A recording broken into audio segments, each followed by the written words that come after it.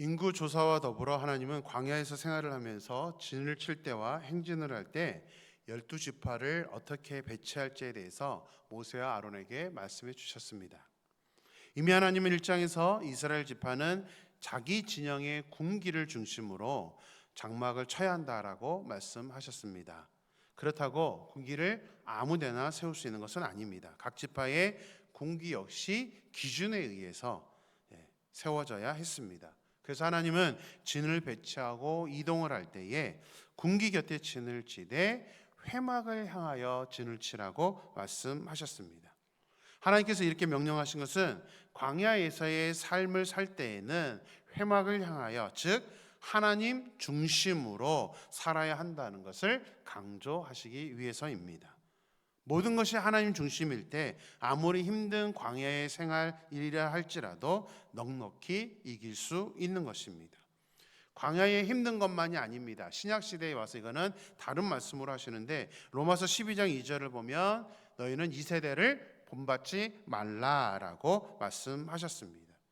광야와 같은 이 세상에서 우리의 삶을 살 동안에 우리가 거룩하고 구별되는 삶을 살지 못하도록 이 세상은 엄청나게 유혹을 하게 될 것입니다.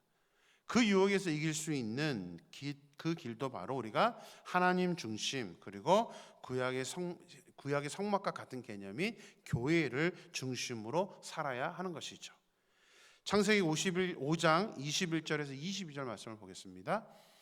에녹은 65세에 무드셀라를 낳았고 무드셀라를 낳은 후 300년을 하나님과 동행하며 자녀들을 낳았으며, 우리가 잘 알고 있는 것처럼 에녹은 이제 하나님과 동행하면서 죽음을 보지 않았던 그런 사람입니다. 그런데 에녹이 하나님과 동행했다고 해서 세상적인 유혹을 이기기 위해서 세상과 단절하면서 살았던 것은 아닙니다.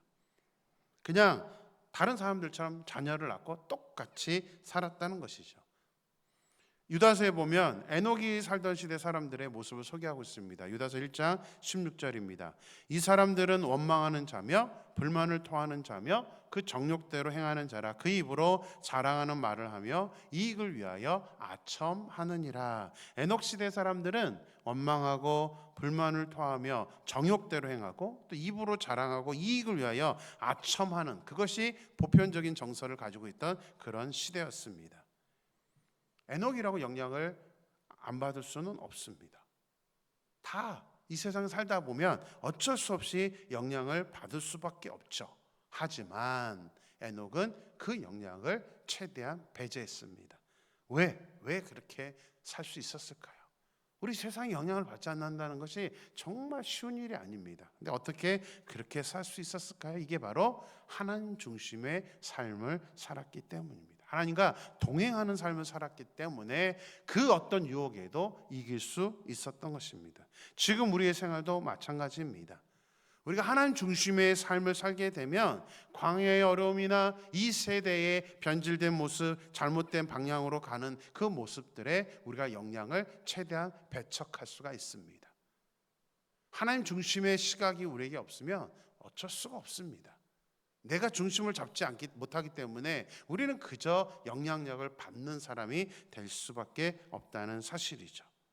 특히 하나님께서 이 오늘 본문 말씀 중에서 좀 눈에 띄게 저한테 다가오는 표현이 있습니다. 그게 뭐냐면 회막을 향하여 진을 치라라는 말입니다.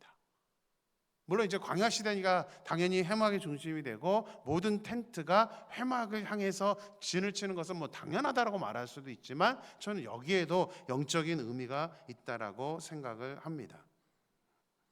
저는 어렸을 때 목사님들께서 자주 교회 중심의 삶을 살라라고 설교를 했던 것을 기억합니다.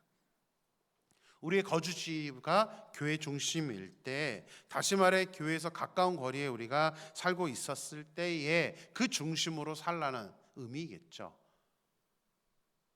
근데 그 이유를 이해를 합니다. 왜냐하면 가까이 살게 되면 아무래도 새벽 예배를 나오는 거나 다른 모든 예배를 나오는데 큰 어려움이 없기 때문입니다. 그리고 언제든지 이렇게 봉사하고 섬길 수 있기 때문에 아마 그렇게 설교를 했던 것이라 생각됩니다.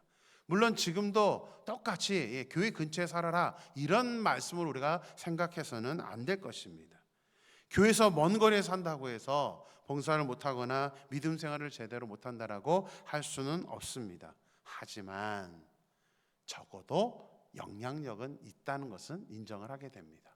왜냐하면 저도 지금 교회에서 가까이 살다 보니까 언제든지 오기가 편합니다. 언제든지 그냥 오게 되고, 많은 분들이 또 저한테 이제 막 목사님 키가 없어요 그러면 이상호 목사님 부르려고 그러면 너무 멀어요. 근데 저는 뭐 3분 차로 3분이니까 후딱 가서 열어주고 저는 또 가면 됩니다. 그러니까 꼭 신앙생활만이 아니라 여러 가지로 이제 그런 일을 할 수 있기 때문에 당연히 좀 좋은 면도 있다라고 생각합니다.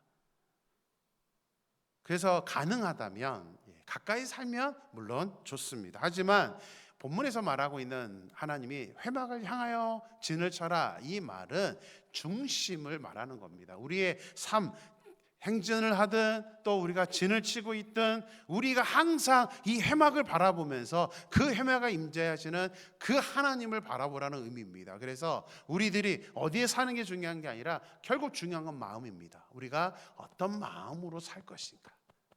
그래서 우리가 하나님 중심의 삶을 사는 것, 내가 무엇을 하든 하나님의 그 마음으로 살아야 되는 것, 우리가 그것을 인식해서 우리의 삶이 좀 더 하나님 중심의 삶을 살 수 있는 그런 저와 여러분의 삶이 되기를 주님의 이름으로 축원합니다. 자, 하나님은 이제 동쪽에 유다, 이사갈, 스불론, 그다음에 남쪽에 르우벤, 시므온, 갓, 서쪽에 에브라임, 므낫세, 베냐민, 북쪽에 단, 아셀, 납달리를 이제 배치하라고 명령을 하고 있습니다. 왜 하나님께서 12지파를 이렇게 구체적으로 다 나누어서 배치를 하라고 하셨는지 그 구체적인 기준에 대해서는 성경에 말하고 있지는 않습니다. 하지만 추측이 가능합니다. 공통적인 모습이 있기 때문입니다. 유다, 이사갈, 스불론은 모두 레아가 낳은 아들입니다. 그래서 같은 엄마의 지파끼리 묶어놨고요. 에브라임, 므낫세, 베냐민은 라헬이 낳은 아들과 손자입니다. 그 다음에 르우벤, 시므온은 레아가 낳은 아들이고 갓은 레아의 시녀였던 실바, 그러니까 같은 이 개념으로 놓은 거고, 4명의 다른 어머니 밑에서 태어난 아들을 이렇게 12지파에 구성을 해서 지파들끼리, 가까운 지파들끼리 이렇게 하나님은 어머니를 고려해서 배치를 했던 것입니다.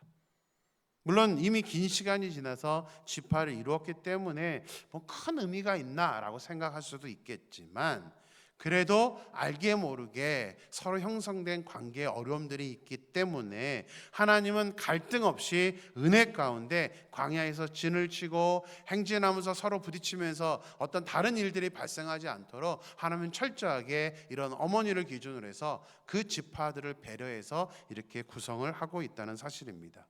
하나님이 결국 이것을 통해서 우리에게 하시고자 하는 말씀은 뭐냐면, 결국 하나님은 질서, 또 사람들의 관계를 너무나 중요하게 생각하신다는 사실입니다.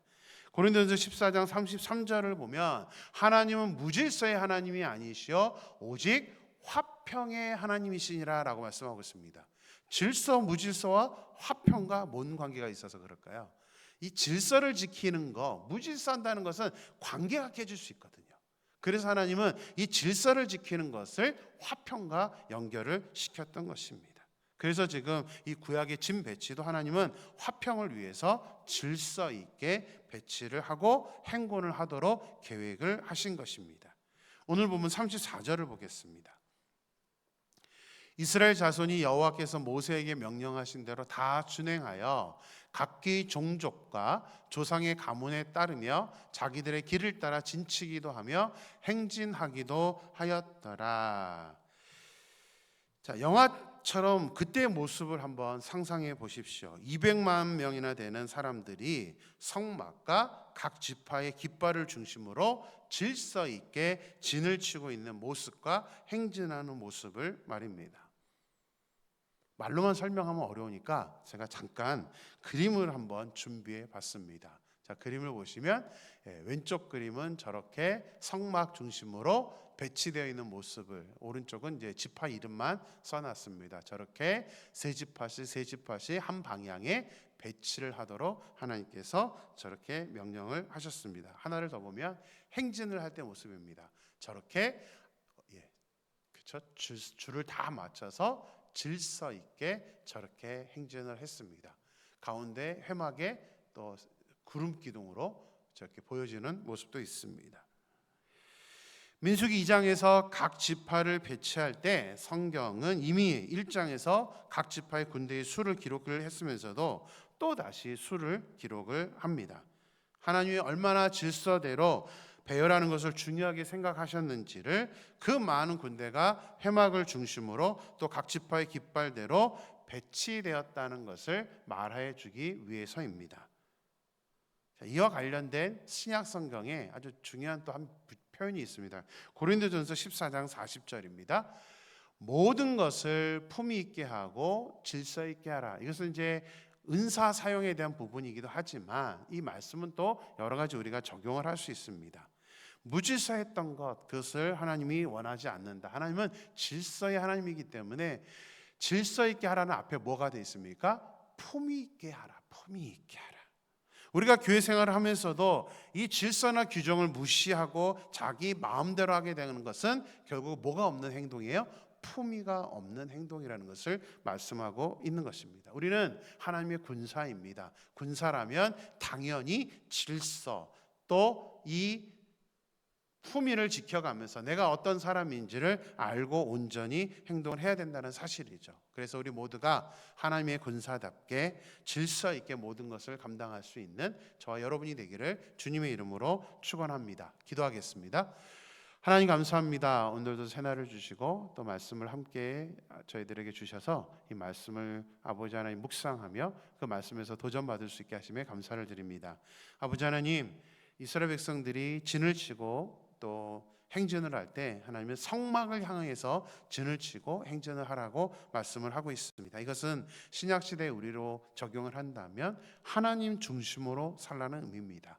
아버지 하나님, 그래서 과거에는 이제 교회의 중심, 교회 근처에 살아야 한다고 말씀을 했었는데 지금은 뭐 그런 시대는 아니지만 그래도 하나님 그 근본적인 마음은 우리가 어떤 마음으로 섬기는지, 우리가 어떤 마음으로 예배를 드리고 그렇게 해야 되는지를 말씀하고 있는 것입니다. 정말 하나님, 우리 내 개인의 중심이 아니라 하나님을 중심으로 해서 우리가 섬길 때에 우리가 하나님 온전하게 아버지 하나님 거룩한 모습으로 살아갈 수 있음을 깨닫게 됩니다. 특별히 또 하나님, 하나님께서 이 배치하고 행진을 할 때에 이 모습들을 보면 너무나 질서 있게 지파의 또 각 상황들을 다 배려해서 이 질서를 만들어서 화평을 이루어가면서 이 배치를 하고 행진을 하게 하셨던 모습들을 보게 됩니다. 하나님, 우리가 현재 교회 생활하면서도 이게 중요하다는 것을 우리가 인식하게 됩니다. 내 마음대로 하는 것이 아니라 모든 것을 질서 있게 하되 그것이 꼭 품위 있게 하는 것이라는 것, 정말 우리가 그런 품위를 가진 사람이 될 수 있도록 하나님 온전히 함께하여 주시옵소서. 거룩하신 예수님의 이름으로 기도드렸습니다. 아멘.